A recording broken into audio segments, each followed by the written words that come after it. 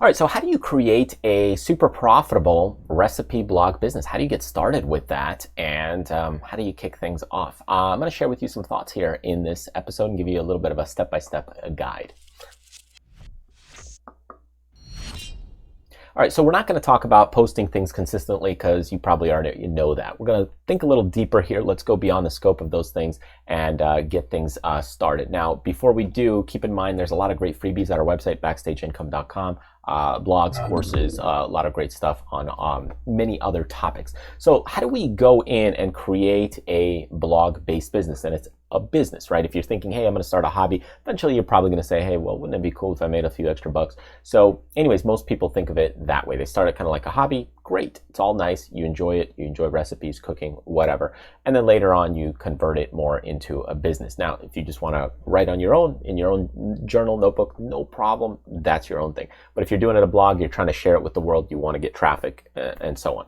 So what are the step-by-step processes to make this work? Okay, so let's get into some critical things. Okay, so here's some of the beginning steps. You need a website, obviously. Yep. To get things started, you're going to need a domain name. Domain name is basically yourname.com. And then what you can do is, if you don't have a domain name, check out my sponsors here. This is porkbun.com. Great place to get domain names. Super easy to use interface. And they got a ton of great reviews. So I like them. I switched over from a couple of other registers that I won't mention, but definitely the place to be if you want to get a domain name. Okay, so that's the first step. Then you build a website. Where do you start with that? Well, get a templated website. I'll tell you why. Because if you go in and say, hey, I want a really nice, super nice, cool website, I want it to really look awesome and amazing, you're going to pay a lot more. So let's just say 3 times more. So maybe you get a template, you get it customized, it might cost you $700, maybe $1,500 at most. Okay, somewhere around those prices. Really just depends on the industry, what you're trying to do. But let's just say about $1,000. After that $1,000, okay, now you've got to start creating content. Now you might pay some more writers and so on.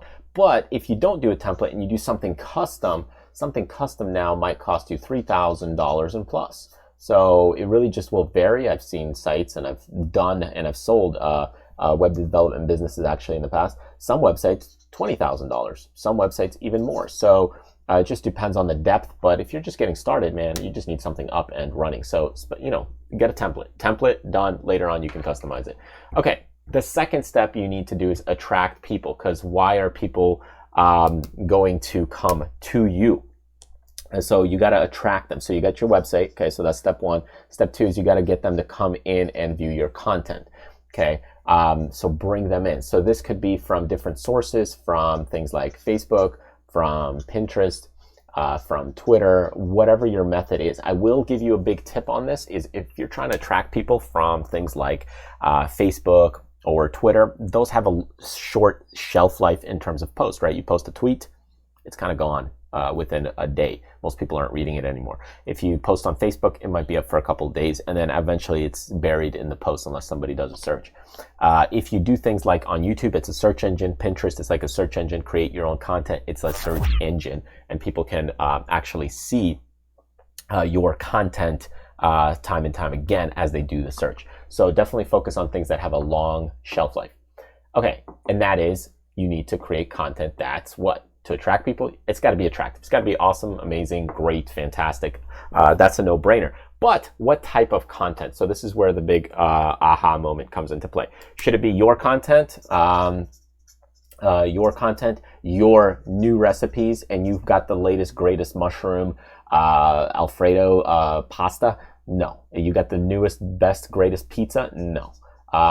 People don't care about that at the beginning, and you don't have the time and resources, because if you're going to do that, you have to cook, you have to create a recipe, you have to shop, you have to spend time filming, taking pictures. No, what is it that you do? How do you create this type of content? Okay, well, the way you do it is you curate it. So you combine it. So it's like top 10 recipes for what? Top 10 slow cooker recipes. So let's just do a quick search here, by the way. So if I go in and I say top 10 recipes, let's say recovery drinks. Okay, so we've got top 10 recovery drinks. And as we pull this up, you'll see that it'll probably be curated from different sources and different websites. So what you'll see is it's just a conglomerate of different things. And then let's just do top 10 slow cooker dinner recipes. Okay, let's check this out. Okay, now we've got a couple of different recipes. So here's, boom, this one, and this one is the recipe critic. Okay, so let's start backwards and work our way in there. All right, so if you look at this, what's going to happen is it's not necessarily going to be the author's content. And this is where a lot of people go wrong. They want to start a recipe site and they're starting to do their own recipes. That's fine, but it's going to take you way too long. You need at the beginning a ton of content, lots and lots of content. You just can't do that if you're doing your own stuff. So what you have here is Italian beef, boom, and you can see there's one. Slow cooker creamy recipe. So you post a picture or the person's picture. You reach out to different blogs and websites, say, hey, I'd love to feature you in my top 10. And then you just link them up and you just write out your own content for that, just some basic steps. And here's what it is. And go ahead and it links back to the other person's site.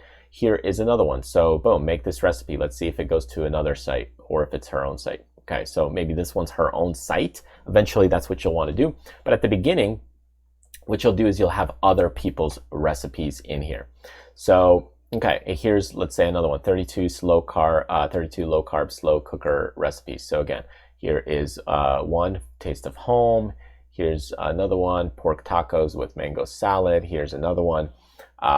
You can see there's just a bunch of recipes. Now, the big difference with yours, what you're going to do is you're just going to say, go to recipe, it's going to link to somebody else's website. And the picture is going to be crediting somebody else. So why would people allow you to do this? Because they want exposure as well. So the more their content is around there, the more exposure they get. So it's a win-win. You create content, they go ahead and they get more exposure. And if you go through a lot of things on Pinterest, and you look through just a lot of the recipes on the top 10, you'll see that this happens all the time and most people are pretty cool with it. So I don't think I'm logged in on this site, but you can give it a shot. Let me check it out. Okay, so here's a quick little insight here as I logged into Pinterest. So you could just do a search here, and some sites you might see they do their own top 10, and in this case, what you'll see is as they say best ever slow cooker recipes, what you'll find here is there's kind of an image credit thing going on here. So the same thing with the image credit, you'd say, oh, okay, here's a little insight on their recipe. And then right there on the bottom, you'd say, click here to directly link and visit the exact recipe steps, and then you just link to somebody else's blog. Okay, got it? Makes sense? So basically, you're going to put together different forms of content, linking out and creating a little bit of a list. So creating lists to be able to get people. And that allows you to really just create a bunch of content that's attractive. People are interested in that top 10, get ideas, idea bank, that kind of thing. Now, once people are on your website, you need to build a connection. So how do you build a connection? I use MailerLite. You can see all the tools. This is a newsletter subscription service. So as people go onto your website, what they'll be able to do is sign up and register for different things. By the way, if you want to see all my tools and resources, go to Backstage Income and you just scroll down. You can see MailerLite right there. You can get the newsletter subscription service. There's also Aweber ConvertKit and so on. But you need to build a relationship. So the way that you do that is that on your website, as they're reading through different content or they're watching your videos, whatever that you're doing, I need to be able to connect with them further. So here on the right side, you can see I've got an online toolbox, and if they click it, there's a pop-up, enter their email address. Now I'm able to connect. So now I'm building an audience, right? So the goal is to build the audience and build a connection. And then after I build that connection, I might send them out one email, 2 emails, 3 emails. And then what I'll do is you can sell other people's product. These would be known as affiliates. Okay, so whatever affiliates you have, like here's the, barbecue tools, or, kitchen gadgets, or awesome kitchen gadgets. Whatever you have to promote, that's what you're doing. Obviously something related to your recipe blog business and the things that they're looking at, that type of content. And that's really how you build kind of a a business that starts generating revenue. Now, eventually you want to scale and grow, and this is where you can say, okay, well, now I can create my own content or my own, let's say, gadgets. If you invent something, so you'll be able to sell your own products. You start hiring out a team and all that kind of stuff. As for being consistent, posting those things, you want to make sure you get on Facebook, you want to make sure you get on Twitter, you want to watch your search engines and your keywords and all that, and make sure your blog is optimized. Yeah, absolutely. All those things are necessary, but most people don't understand the whole business plan behind it, the business process. And this right here, this is your business plan. Boom, get a website, domain, check out, porkbun.com, go get a template. Set that template up. Costs you about $1,000 by the time you're done with all this. You got to start attracting people, whether you're doing things through Pinterest, Facebook, Twitter. So YouTube, start building out some of that content for them, or just slowly start posting content so that way Google starts picking you up in a few months. Then creating that content that's attractive. So probably not your content. It's going to be your content that's curating other content like top 10s, top 5 kitchen gadgets, that kind of stuff. Build a connection with things like MailerLite, then you sell other people's products, sell other people's stuff. So you can either sell your stuff, sell other people's stuff, or get money from traffic and ads and viewership. And at the beginning, you're not going to have a lot of viewership. You'll need to do that more from affiliates. And because you don't have the time to make your own products yet, you're still building out your business. And then eventually you scale and grow. So all the other little things and tidbits, absolutely, you could do them and, optimize your website and that kind of stuff. But that's not the big business plan. Those are just like little tips, techniques, and tricks and so forth. This is more of, hey, how do I really make this work? That's the big process. Yes, there's steps in between. How do I optimize my MailerLite campaign? How do I really choose a domain name that's profitable? If you're interested in that kind of stuff, you can check out my course, Planning a Blog Business. That course is really in-depth and detailed, and you'll get a lot more out of it. But as far as really planning things out at a base level to get things going on building a recipe blog business, that's how you would do it.